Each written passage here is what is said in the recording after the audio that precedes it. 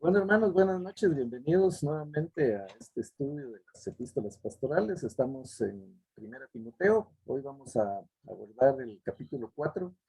Hemos estado viendo cómo Pablo designó a Timoteo para que cuidara, administrara y asumiera un liderazgo dentro de la iglesia de Éfeso.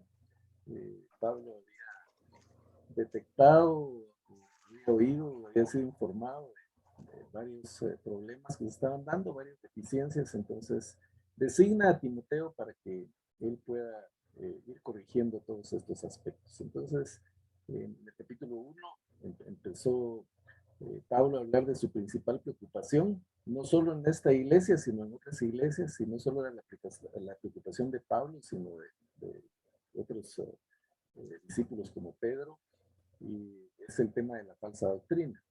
Ya un poco de los falsos maestros, y el día de hoy pues, se va a ampliar un poquito ese tema. Regresa Pablo a tocar ese aspecto, pero antes ha hablado de,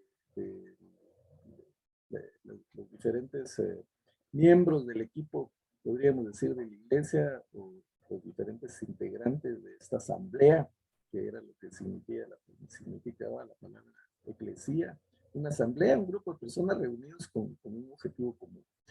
Y el caso de la asamblea de Cristo, la iglesia de Cristo, pues obviamente era predicar el evangelio, eh, y ese era el objetivo común de todos, y sobre eso estaba insistiendo Pablo. Entonces, la semana pasada terminamos el capítulo con una doxología, un himno hermoso que Pablo presenta, que se cree que era un himno de aquella fecha, y habla del misterio de la piedad. Hablábamos la semana pasada que un misterio en la Biblia es una verdad que estaba oculta, pero que ha sido revelada. Y había varios misterios para los judíos. Sabían que iba a venir un Cristo eh, que los iba a liberar de la esclavitud, de la opresión. Ellos lo visualizaban como tal vez el general de un ejército que iba a venir del yugo romano, y que pues iban a lograr su independencia, y cosas por el estilo. Ese era el misterio. Y el misterio fue revelado en Jesucristo. Y fue revelado de una forma eh, totalmente ilógica, inesperada para todos. Un líder como Jesús, un siervo sufriente que durante su ministerio, uh, no, todos creen que él va a ser el rey, que va a derrocar tal vez al gobierno romano, y al final lo apresan de la forma más sencilla, ni siquiera pone resistencia. Se reprende a Pedro, por ejemplo, que quiso resistirse con su espada. Es juzgado, no dice nada, no abrió su boca como había profetizado Isaías. Le hicieron lo que quisieron con él, y al final lo matan. Entonces alguien pudo haber dicho, ¿cómo así? Este era el Cristo, este era el líder que nos iba a liberar, y ahora ahí, de la forma más fácil y sencilla, lo atrapan y muere en la cruz.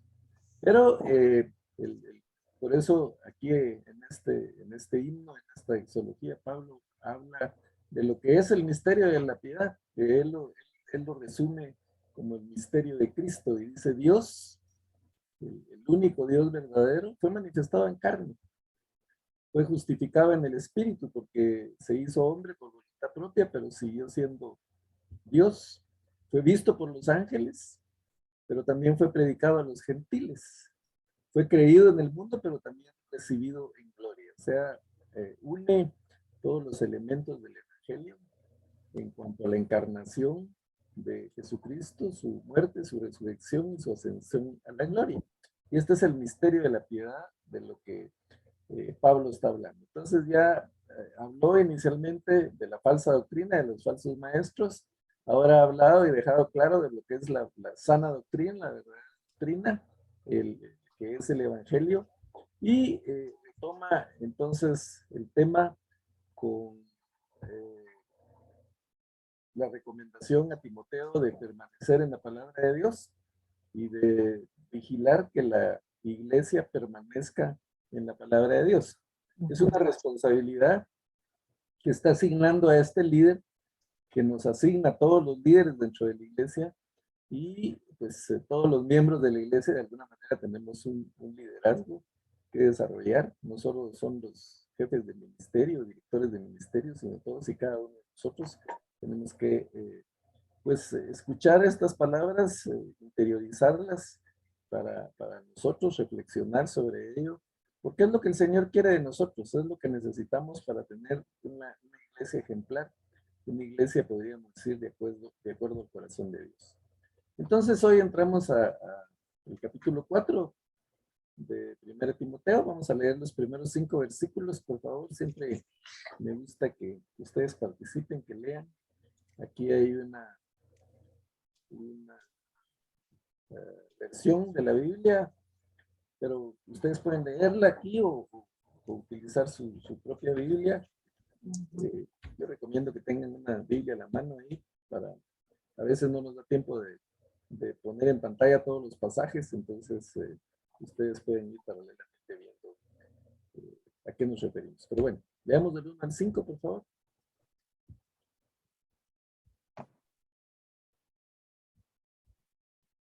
Sí, yo lo puedo leer, hermano. Gracias. Sí. El Espíritu dice claramente que en los últimos tiempos algunos abandonarán la fe para seguir a inspiraciones engañosas y doctrinas diabólicas.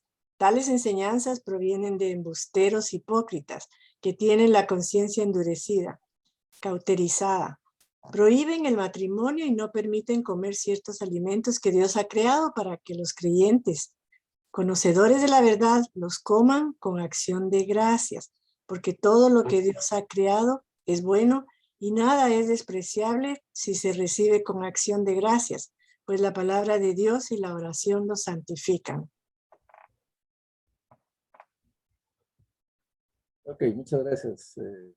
Entonces, aquí el apóstol Pablo empieza diciendo que el Espíritu ha dicho claramente que en los últimos días, en los últimos tiempos, algunas versiones usan los postreros tiempos, algunos abandonarán la fe para seguir a inspiraciones engañosas y doctrinas diabólicas. Hemos ya mencionado esto, pero vale la pena recordar que los postreros tiempos en el Antiguo Testamento se referían al tiempo futuro en el que ellos esperaban la venida del Mesías. Con la venida de Jesucristo, esos postreros tiempos pues, se convirtieron en el tiempo presente. La época de la iglesia son los postreros días de los que hablaba el Antiguo Testamento. Llevamos 2000 años de estos tiempos. Y es lo que muchos mencionan como el ya, pero todavía no, porque ya el reino del Señor se ha manifestado. Jesucristo lo dijo, que el reino de Dios se había acercado al venir él a la tierra, pero todavía falta la culminación final del reinado eterno de Jesucristo, cuando él realmente va a tomar su condición de rey. Pero ¿qué es un reino? Pues un reino es podríamos decir, un lugar en donde hay un rey y donde hay súbditos que siguen al rey, que obedecen al rey, que respetan al rey, que lo reconocen como su rey. Ya no estamos muy acostumbrados al tema de los reinos, aunque pues recientemente con la muerte de la reina de Inglaterra, pues todo el mundo pudo ver lo que para esos países o para esos lugares significa tener un rey.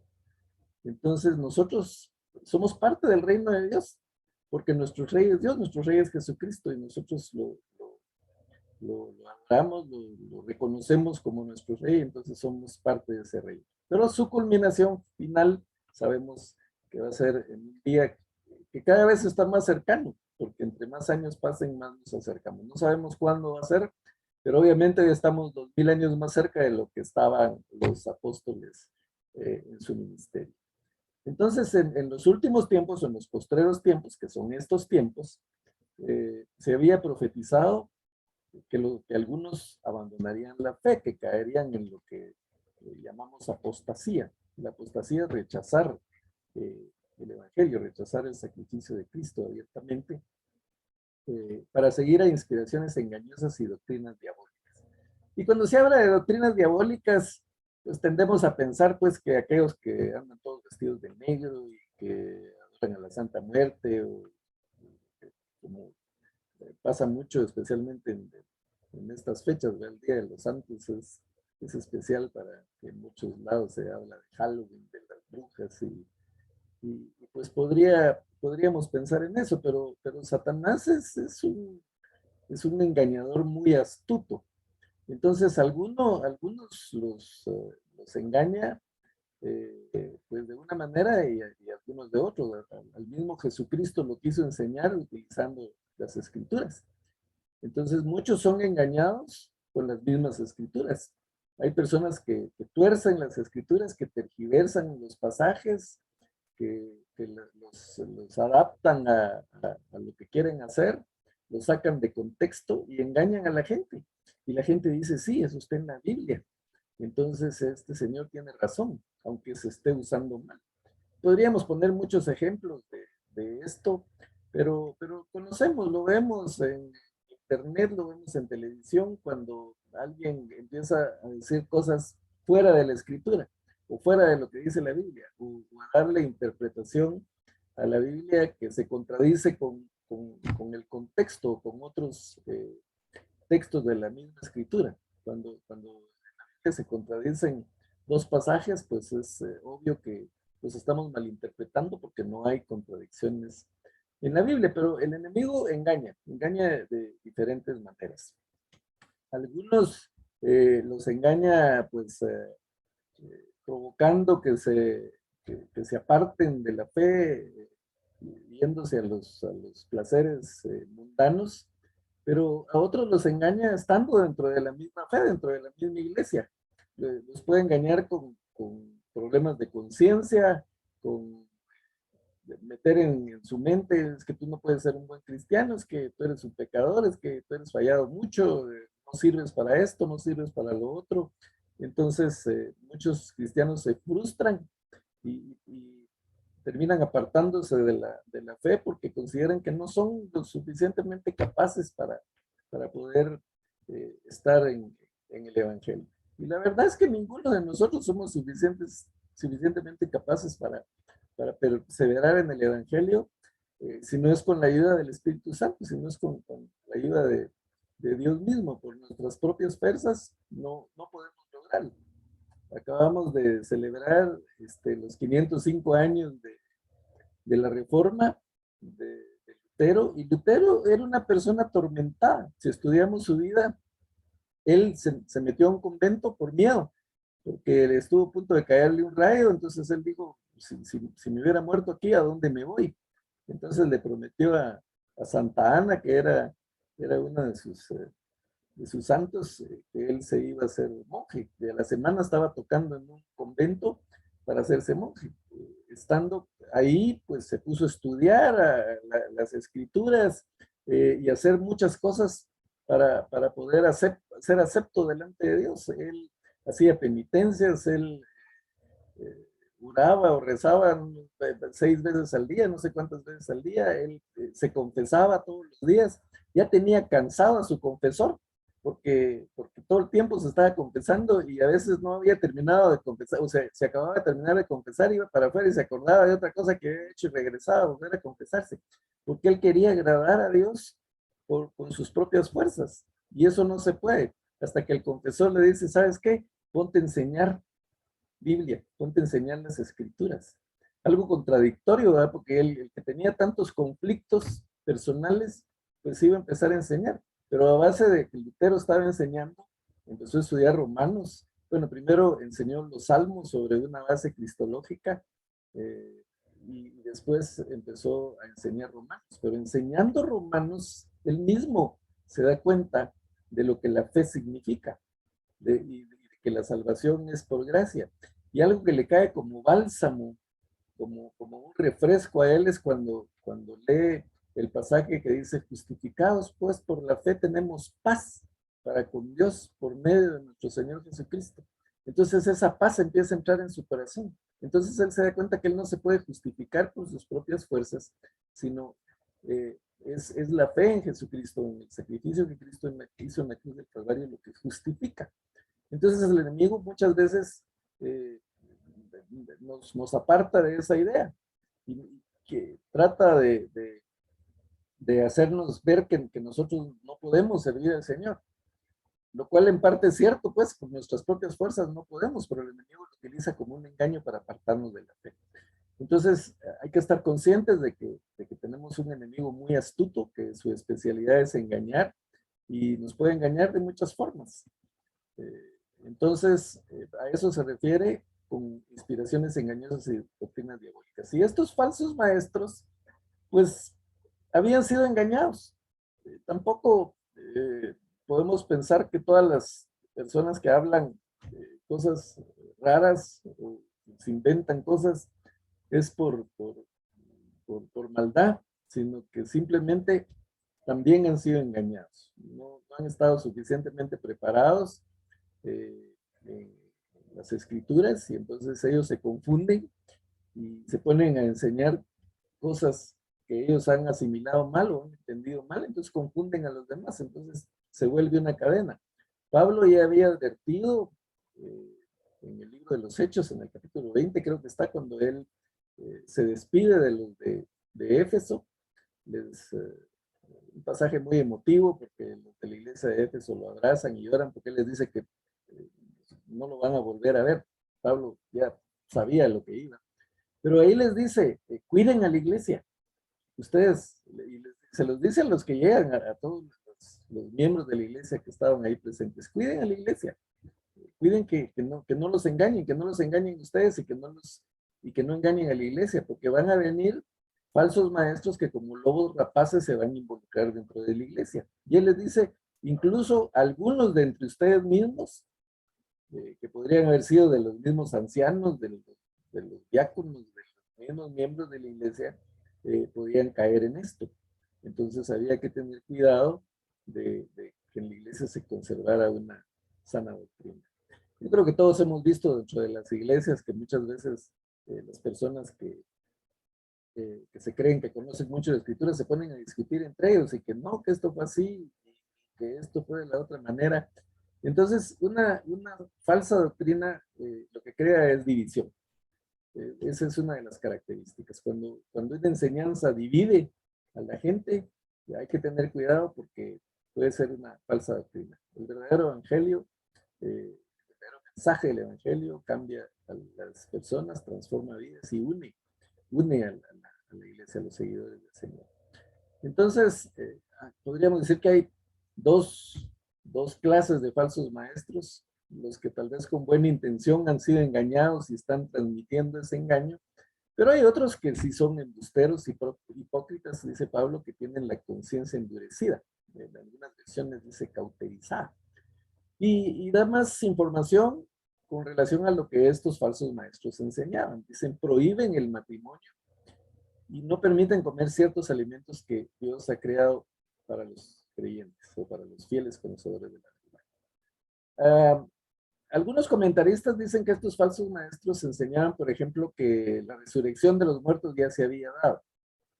Entonces, Jesucristo mismo enseñó en una oportunidad, si ustedes se recuerdan, cuando los escribas y los fariseos, una de las tantas veces que lo quisieron poner a prueba, le dijeron, bueno, le digo, ¿qué pasa si una mujer está casada y el esposo se muere? Entonces, según la ley, el hermano se debe casar con ella para tener descendencia, pero se casa con el hermano y este también muere porque tampoco tiene descendencia, entonces se casa con el otro. Y así se había casado con todos los hermanos. Y le dicen, bueno, en la resurrección de los muertos, ¿con quién va a estar casada? Y Jesús les dice, ustedes ignoran las escrituras, porque en la resurrección de los muertos nadie se va a casar ni se va a dar en casamiento. Entonces, a lo mejor estaban tomando esta misma enseñanza bíblica, enseñanza de Jesús, y decir, bueno, la resurrección de los muertos ya fue, entonces ya no hay que casarse, es prohibido el casamiento. Entonces, ven cómo de una base bíblica puede surgir una tergiversación. Y hay pues algunas doctrinas o religiones, podríamos decir, que apoyan el celibato, que supuestamente una persona que se casa es más santa que otra, y eso no necesariamente es así. Pablo dice, si alguien tiene don de abstinencia como yo, pues que no se case porque así se puede dedicar más a servir al Señor. Pero si no lo tiene, mejor cásese, es mejor estar casado. O sea, la Biblia no prohíbe el casamiento de ninguna manera. De hecho, el casamiento santo fue instituido por Dios en el Edén, en la creación, eh, Trinidad, el Padre, el Hijo y el Espíritu Santo en la creación dijeron, no es bueno que el hombre esté solo, vamos a hacerle ayuda. Y después dice, dejará el hombre a su padre y a su madre, se unirán a su mujer y serán una sola carne. E instituyeron el matrimonio y la familia. Y Jesús lo avaló porque su primer milagro, ustedes se recuerdan, ¿en dónde fue? En un casamiento, en una boda, en las bodas de Caná. Ese fue el primer milagro que aparece en las escrituras de Jesús. De alguna manera él santificó también el matrimonio. Y en la Biblia, y especialmente en el Apocalipsis, se habla de las bodas del Cordero. Le hace esa analogía entre la segunda venida de Cristo por su iglesia, en donde la iglesia es la novia y Jesucristo es el esposo. Entonces el matrimonio es una institución sagrada, es una institución instituida por Dios. Por lo tanto, obviamente el matrimonio es parte de la voluntad de Dios. Pero ¿qué sucede? Que sabemos pues que el mundo ha tergiversado totalmente el tema del sexo. El sexo también es un regalo de Dios, es instituido por Dios. En la creación dijo que crezcan y fructifiquen, multiplíquense. ¿Y cómo se multiplica las personas? Pues obviamente a través de la relación sexual. Entonces, el sexo también es santo dentro del matrimonio. También está instituido por Dios y es para disfrutarse. Pero el mundo lo tergiversa. El mundo siempre lo pinta como pecaminoso, como que hay que hacerlo, ¿verdad? Como que muy atractivo, pero es pecado, pero hagámoslo, ¿verdad? Porque qué bueno poder hacerlo. Entonces, nos da una idea tergiversada de lo que es el sexo. Cuando hablamos de sexo, todo el mundo piensa en pecado, y no es así. El sexo, obviamente, dentro de los planes de Dios, dentro del matrimonio, es algo instituido por Dios y es algo sagrado. Entonces, de ninguna manera el matrimonio está prohibido en las escrituras y de ninguna manera tampoco está forzado nadie a casarse. Hace poco hablábamos en una reunión familiar de que la tendencia de la sociedad es que, bueno, que la gente se tiene que casar y si hay una muchacha que ya pasó los 30 y más si está en los 40, ¡hala, no te has casado! ¿Cómo va a ser eso? ¿Qué te pasó?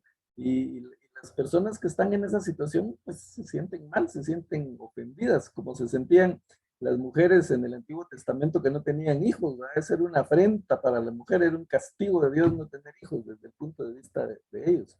Entonces algo así, miran ahora a la mujer o al hombre soltero.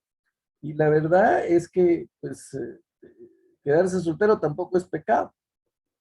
Sobre todo si alguien, pues, toma la decisión y se dedica a servir al Señor. Entonces, lo que Pablo está diciendo, lo que están diciendo esos falsos maestros está totalmente fuera de la realidad.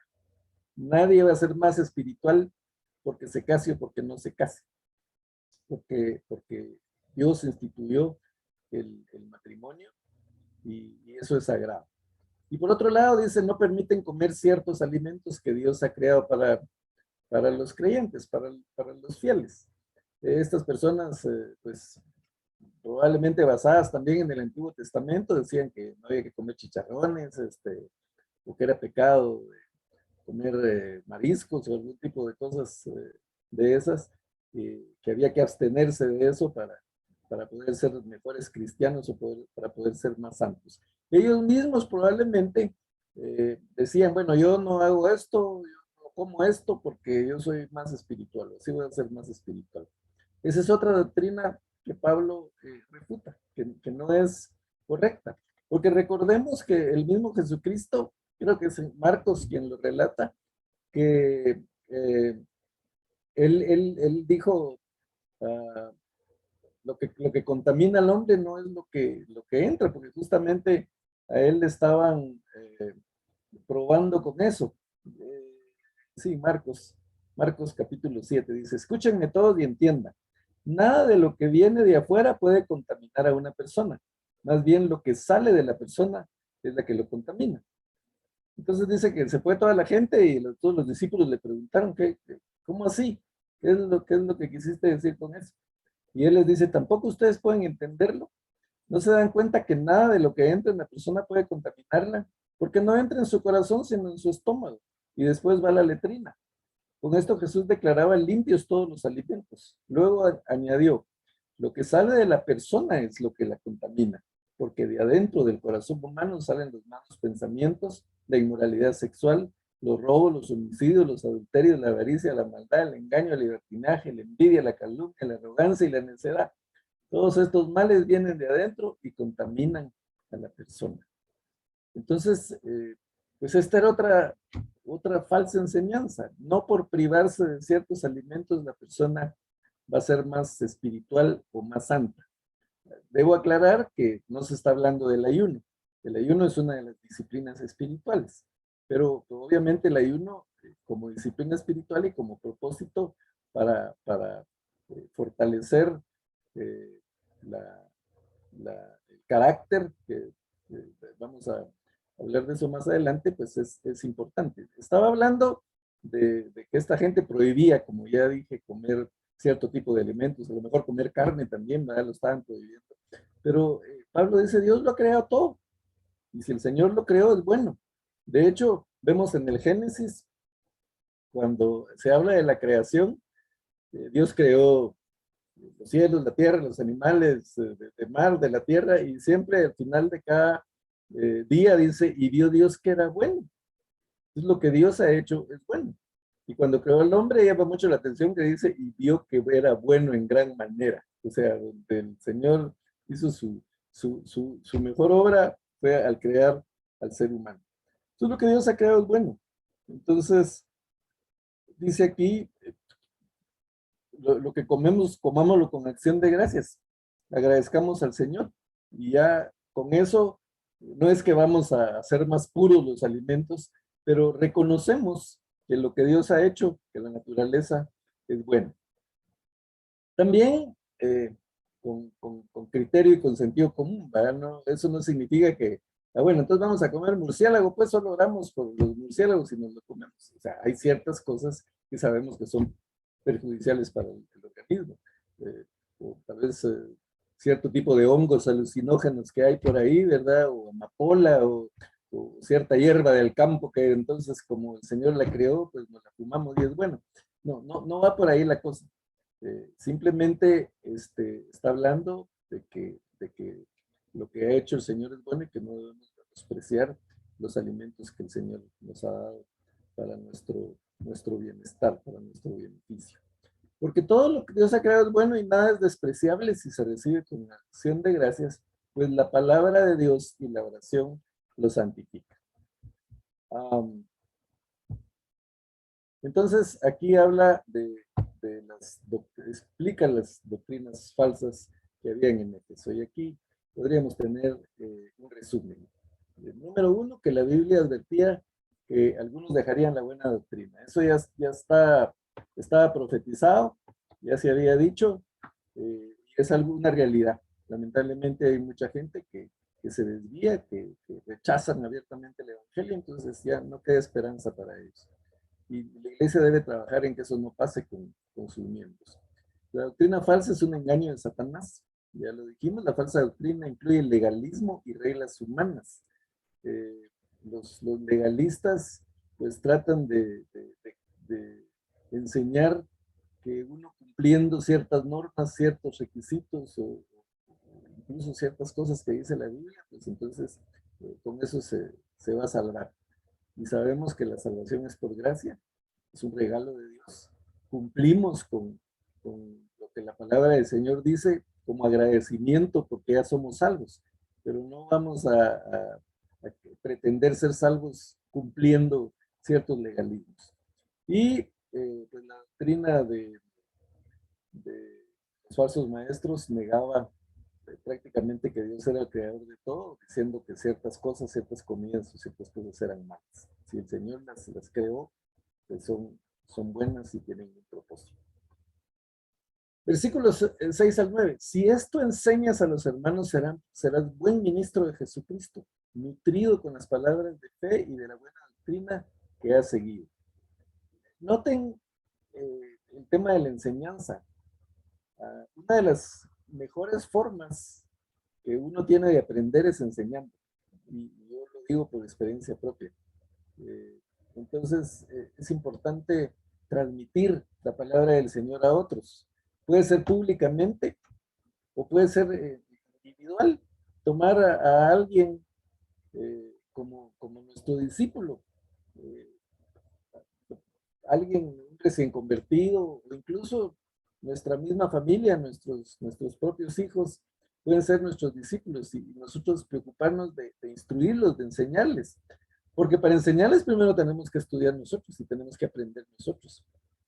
Y la palabra del Señor primero trabaja en uno.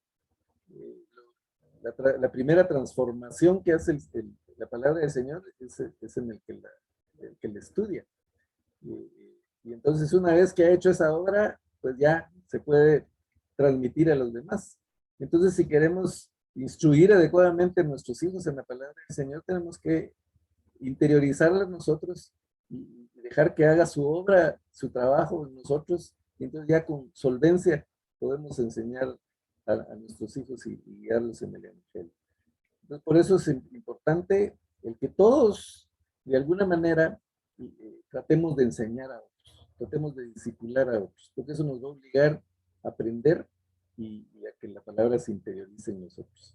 Entonces, le dice a Timoteo, si esto enseñas, vas a ser un buen ministro de Jesucristo, nutrido con las palabras de la fe y de la buena doctrina que has seguido. La nutrición es un tema muy de moda, ¿verdad? Actualmente. Todo el mundo habla de nutrición, de comer sano, de ciertos productos que se deben consumir para mantener el cuerpo en buenas condiciones. Y se incluye dentro de una buena nutrición, pues, los vegetales, las legumbres, las verduras.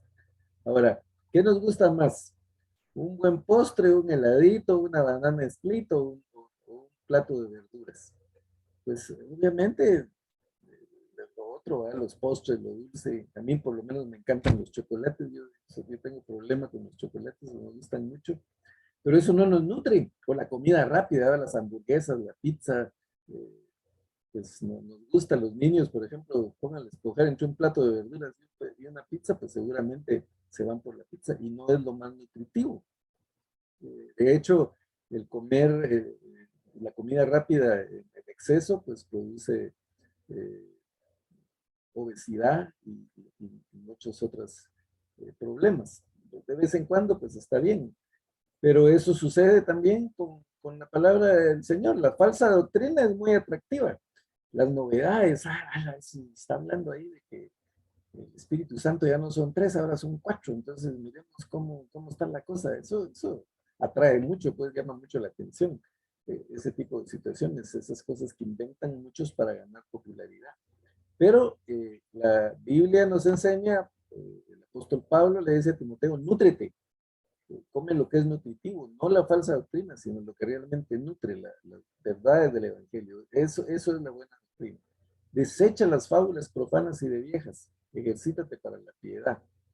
Y esto aquí a nosotros nos suena un poco grosero de parte de Pablo, que dice, ¿verdad? Fábulas de viejas, pero era un dicho popular en la cultura griega.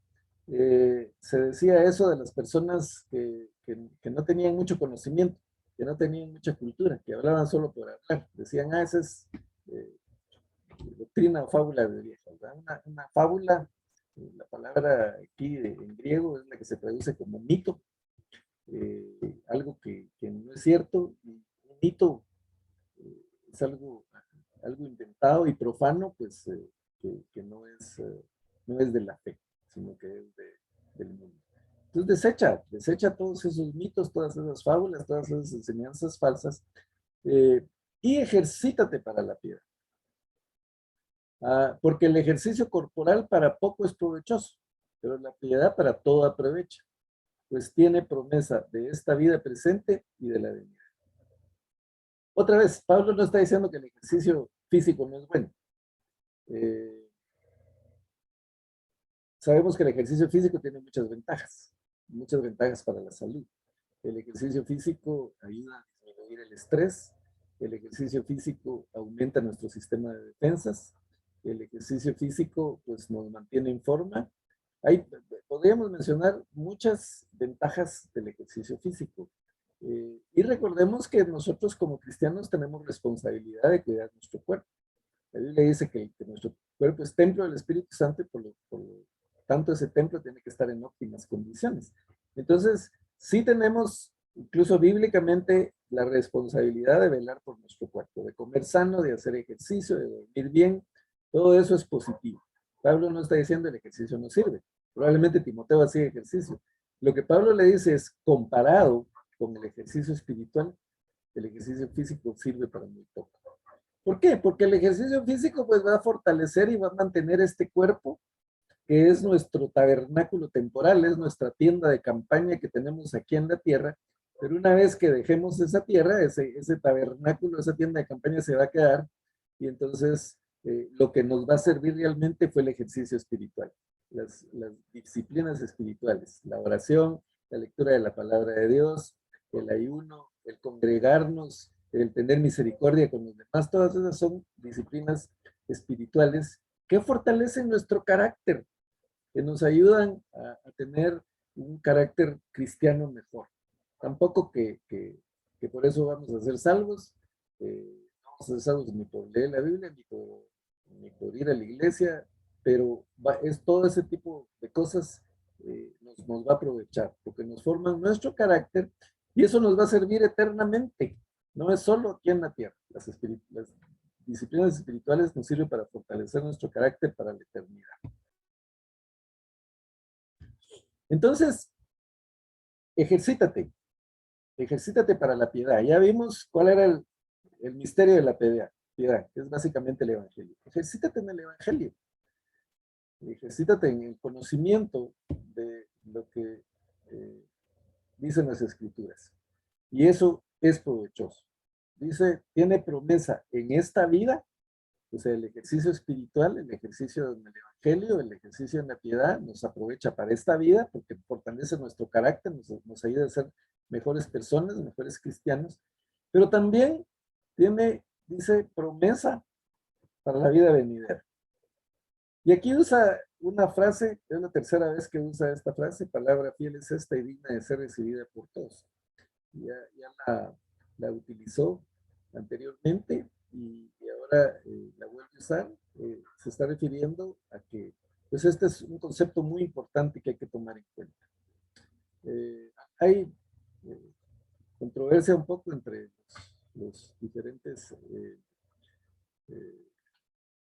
eruditos. Unos dicen que se está refiriendo al capítulo 8 y otros dicen que se está refiriendo al capítulo 10 o a lo que viene. Parece ser que es más con relación al capítulo 8. Se puede extender incluso hasta el versículo 13, versículo 8, no capítulo. Puede referirse al versículo 8 o se puede extender hasta los versículos que vamos a ver a continuación. Lo que Pablo está diciendo es que hay que tomar mucho en cuenta esto, que cómo poder ejercitarnos para poder pues tener un carácter más de acuerdo a la voluntad de Dios.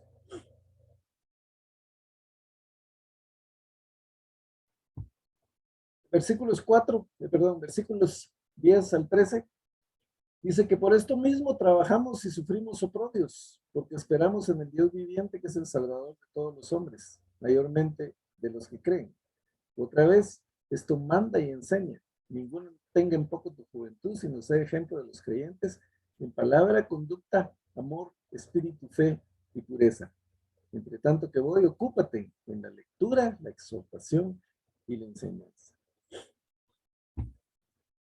desde que hablamos en la introducción a Timoteo, a esta epístola de Pablo a Timoteo, vimos que Pablo llegó a Listra, que era donde vivía Timoteo, y ahí pues sufrió uno de los, una de sus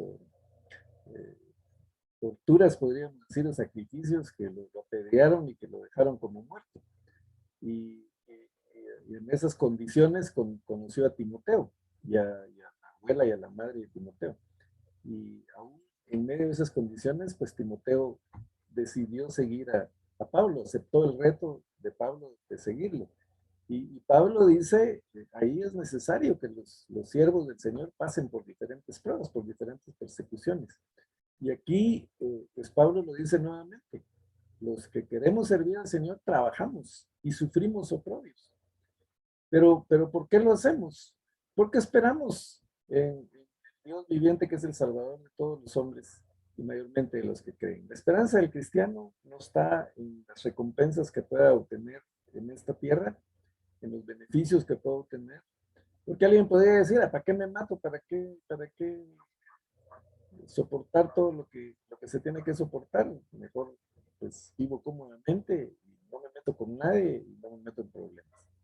Y pues ya hemos mencionado varias veces también que hay muchas iglesias, muchas doctrinas que hablan de que pues viniendo a los pies del Señor todo va a estar bien, todo va a ser color de rosa, el Señor nos va a bendecir tanto materialmente como espiritualmente, y que pues todos nuestros problemas van a ser resueltos. Pero la Biblia no enseña eso. La Biblia simplemente habla de que es necesario que padezcamos. Santiago dice, siéntanse afortunados, siéntanse dichosos cuando pasen por las pruebas.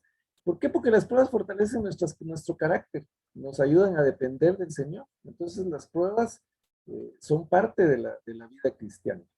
Y por eso tenemos que estar ejercitados en las disciplinas espirituales para poder soportar las pruebas.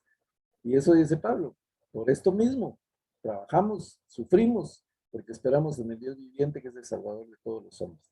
Y también ya hablamos de esto, que esto del Salvador de todos los hombres puede malinterpretarse como la salvación universal, que todo el mundo se va a salvar porque Dios creó al hombre, y entonces Dios no lo puede destruir, no puede destruir su creación. Eso es lo que muchos detractores del Evangelio dicen, pero sabemos que la salvación pues por gracia, que es un regalo del Señor, que es un regalo que está abierto para todos, para cualquiera, el que lo quiera recibir, pero tiene que recibirlo. O sea, tiene que dar un paso de fe, tiene que aceptar ese regalo, el que rechace abiertamente el Evangelio, que sea un apóstata, que pues, haya rechazado el mensaje del Señor, pues no puede. Si rechaza al Salvador, entonces ¿quién lo va a salvar? Así de sencillo. Entonces, el Señor es el Salvador de todos los hombres. Él dio su vida por todos los hombres. No la dio por un grupo en particular, lo hubiera podido dar solo por los judíos. Pero él dice que a los suyos vino y los suyos no los recibieron. Él dio su vida por toda la humanidad. Pero cada uno tiene que tomar una decisión personal y recibir ese regalo que el Señor le está dando. No se trata de recibir una religión, no estoy hablando de hacerse protestante o algo por el estilo. Estoy hablando de recibir a Cristo en nuestro corazón. La verdadera iglesia de Cristo y los que lo siguen de corazón. Entonces, por eso dice, esperamos en el Dios viviente, en el único Dios, como lo he dicho anteriormente, que es el Salvador, y especialmente, pues obviamente, de los que creen. Esto manda y enseña. Otra vez lo invita a mandar y enseñar. Pero el manda aquí no es como una imposición, como que pues, tienen que hacer esto sí o sí, porque yo soy el que mando y yo estoy a cargo y entonces tienen que obedecer. Vamos a ver en los otros versículos que Pablo nos está refiriendo a esto. Dice, ninguno tenga en poco tu juventud. Ya hablamos anteriormente que cuando Pablo conoció a Timoteo, probablemente era un jovencito de unos 18 años, 20 años, pero aquí cuando le está escribiendo y cuando ya lo pone como obispo, supervisor en la iglesia de Éfeso, y ya han pasado por lo menos 14 años. O sea, estamos hablando de un Timoteo que tiene 34, 35, está entre los 30 y 40 años. Pero pongamos en promedio 35 años. Sin embargo, tanto en la cultura griega como en la hebrea, las personas mayores tenían mucho respeto. La edad se consideraba un sinónimo de sabiduría. En el libro de Job lo vemos, por ejemplo, que los 3 amigos de Job pues eran contemporáneos de los padres de Job, o sea, le llevaban a Job unos 20 años o 25.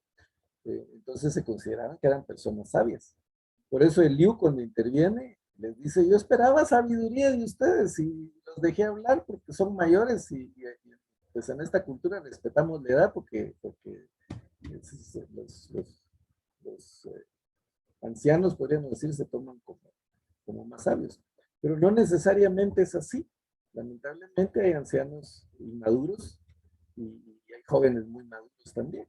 Depende, en el caso del Evangelio, pues de la relación que tengan con el Señor. Entonces le dice a Timoteo que no te subestimen, porque a lo mejor entre los presbíteros, o sea, los ancianos, los obispos o los diáconos de la iglesia, habían personas mayores. Podrían haber personas que doblaran la edad de Timoteo. Entonces alguien le podría decir: bueno, ¿y este patojo que me va a venir a enseñar a mí? Yo ya tengo el conocimiento, tengo la experiencia, no tiene nada que enseñar. Y yo he visto jóvenes que realmente uno puede decir: no tiene nada que enseñarme, pero es que no es la experiencia del joven de lo que vamos a aprender, sino de la palabra del Señor. Y un joven que conoce las escrituras, que las entiende, que se ha esforzado en estudiarlas y que las enseña o las predica, pues tiene un ministerio grande y hay que respetarlo. Yo en lo personal veo mensajes y estudios de patojos para mí, pues, de esa edad, aún dentro de la iglesia o las iglesias. He visto muchachos que se han dedicado a servir al Señor y tienen 25 años, 30 años, y yo una vez abordé a uno, predicó un joven que conozco, que admiro mucho, y se tiró un mensaje que realmente tocó mi corazón. Entonces, cuando terminó el servicio, lo abordé y le dije: mira, le dije, cuando yo sea grande quiero predicar como vos, le dije siempre. Él se rió, pero la verdad es eso, o sea, tenemos que ser lo suficientemente humildes para saber que el Señor usa al que Él quiere. Dice la palabra del Señor que lo débil del mundo usa a Dios para avergonzar a lo fuerte. Entonces, algunas veces se siente como que muy sabiondo, o subestima a ciertas personas por su condición social, podríamos decir, o por su edad, y pues hay muchas cosas que uno puede aprender de los demás.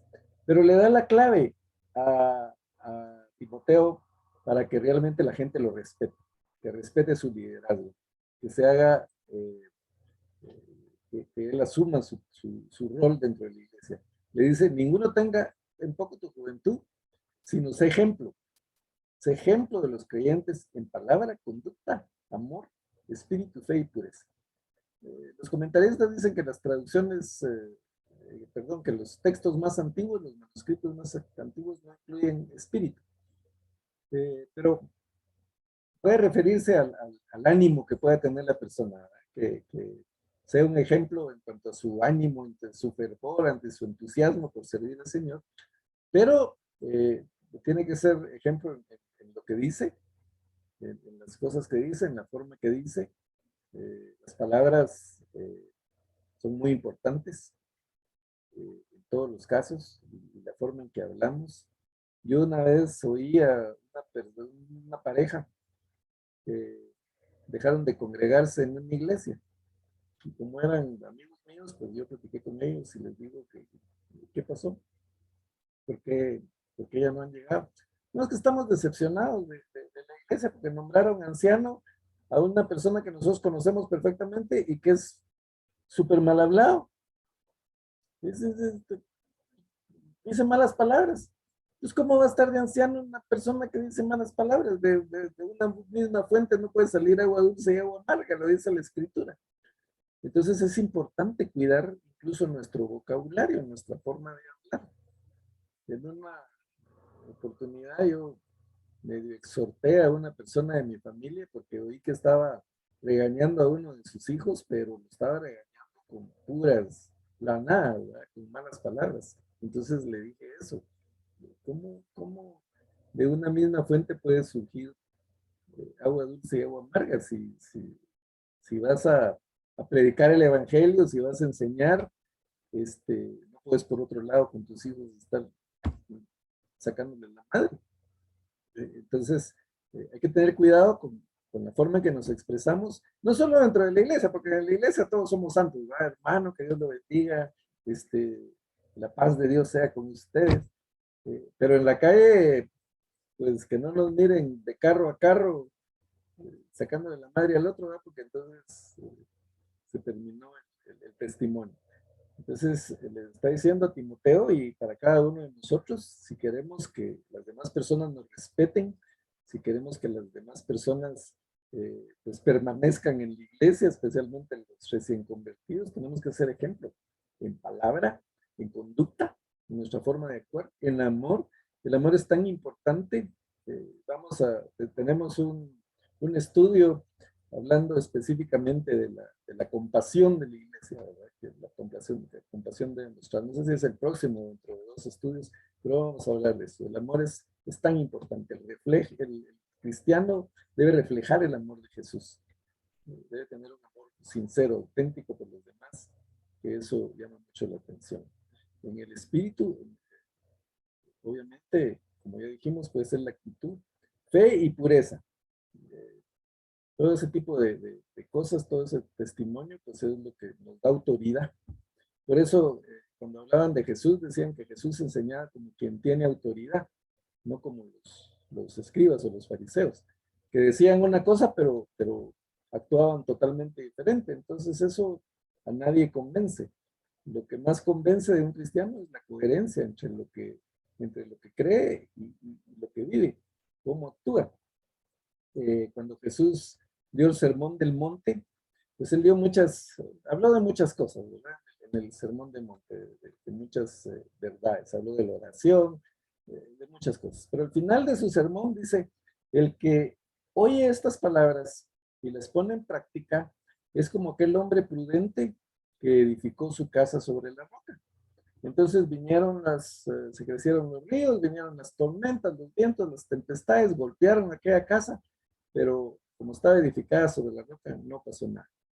Pero el hombre que oye estas palabras y no las pone en práctica es como aquel hombre insensato que edificó su casa sobre la arena. Vinieron los vientos, se crecieron los ríos, las tempestades y azotaron aquella casa, la destruyeron y fue grande su ruina. Entonces eso pasa con nosotros. Podemos tener mucho conocimiento bíblico. Yo puedo haber estudiado teología, yo puedo ser maestro de Biblia, pero si no pongo en práctica lo mismo que estoy enseñando, pues soy como esta persona que edificó su casa sobre la arena y cuando venga la tormenta, pues va a ser derrumbada y va a ser grande mi ruina. No está en el mucho conocimiento que podamos tener de las escrituras o de la palabra del Señor, sino está en la forma en que vivimos, en cómo lo ponemos en práctica. Por eso es importante la conducta, es importante el ejemplo, es importante el testimonio. Timoteo podía haber tenido 20 años, pero si tenía un buen testimonio, pues la gente lo iba a respetar. Entre tanto que voy, dice, ocúpate en la lectura, la exhortación y la enseñanza. Otra vez, es la tercera vez que Pablo le está diciendo que enseñe, que lea, que se preocupe. Y aquí se está refiriendo básicamente a la lectura, la exhortación y la enseñanza pública, porque en las sinagogas antiguas y en la iglesia primitiva, la lectura de la palabra del Señor se hacía para todos, se hacía en público. Se leía un pasaje, como, más o menos como hacemos aquí, ¿verdad? Se leía un pasaje, después se explicaba lo que el pasaje significaba y se exhortaba a través de la lectura de ese pasaje. Entonces le está diciendo a Timoteo, enseña, exhorta, o sea, lee, exhorta y enseña.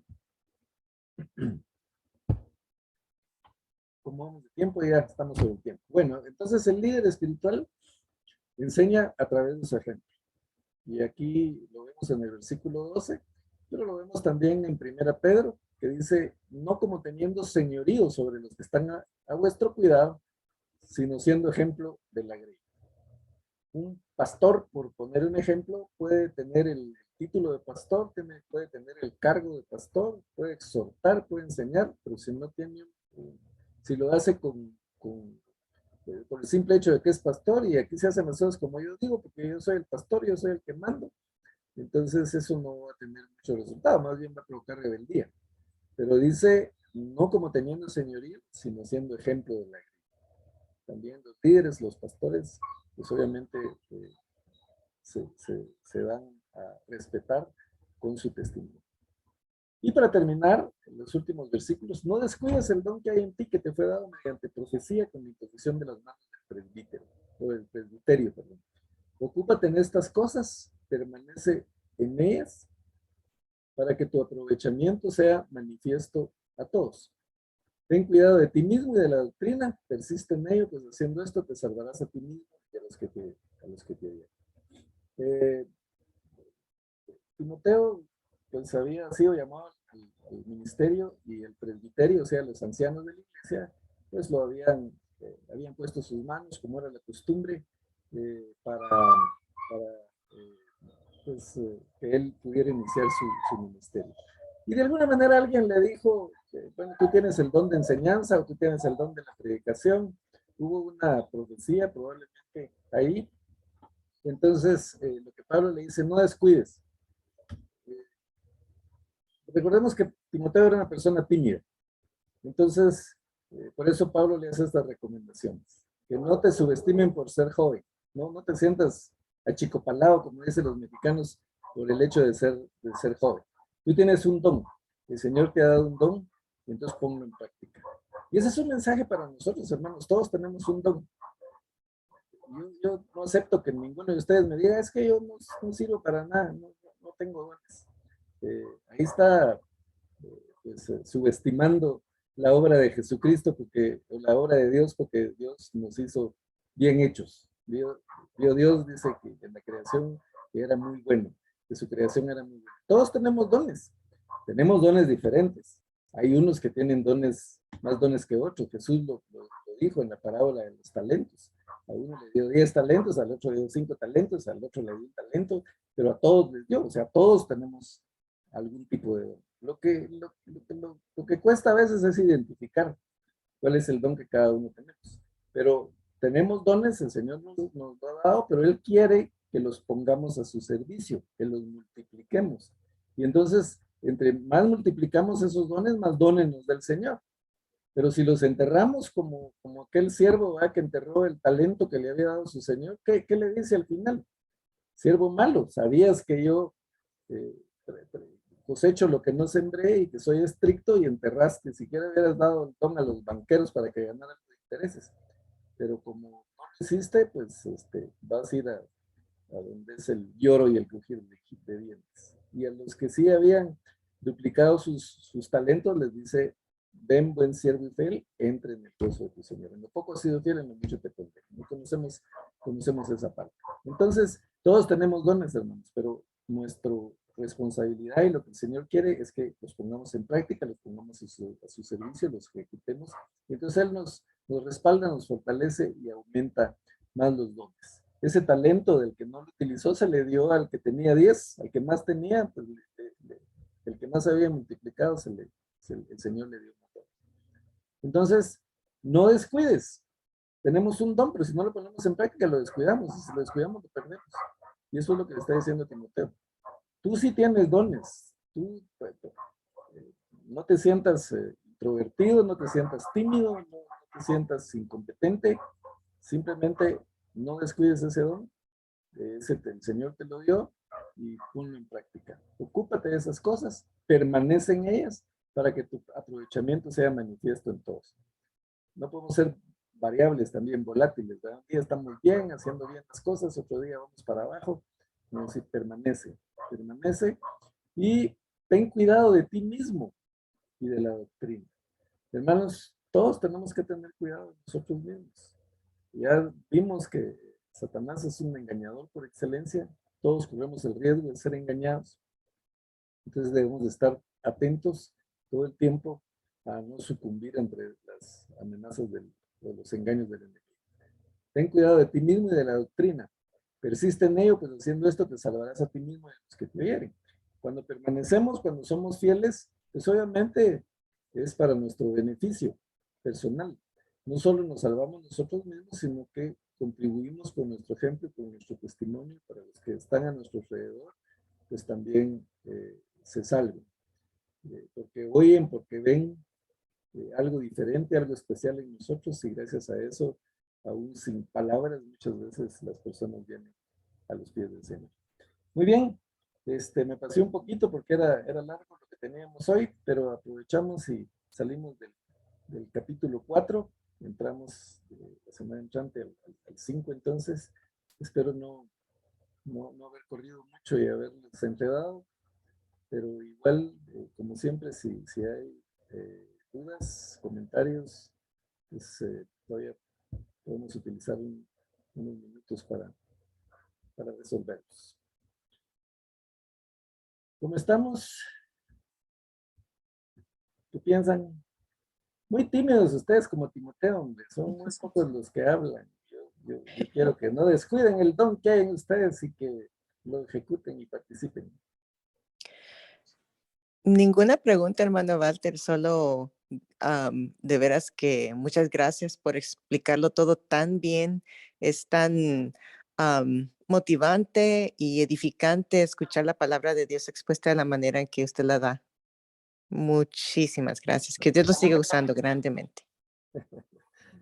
Gracias, gracias. Me alienta mucho que Nuri Gaitán y Nuri Martínez estén todos los jueves aquí desde California conectadas con diferencia de hora, de clima y de todo, pero muy fieles y pues por todos los demás también, Ingrid, Julio Cisneros, Jordan y Vicky, Nelson y Juanita, Silvia Franco, Lili Lorenzo, Magdalena, gracias a todos por estar aquí, me gozo mucho pues poniendo mi granito de arena para que crezcamos todos, yo crezco con ustedes y pues también quiero que todos tengan un buen crecimiento a través de estas enseñanzas. Sí, muy agradecida realmente porque eso es lo que necesita uno, ¿verdad? Estar atento a la palabra del Señor para ser un ejemplo para los demás. Sí, muchas gracias. Sí, muchas gracias. Muy lindos los estudios. Gracias a ustedes.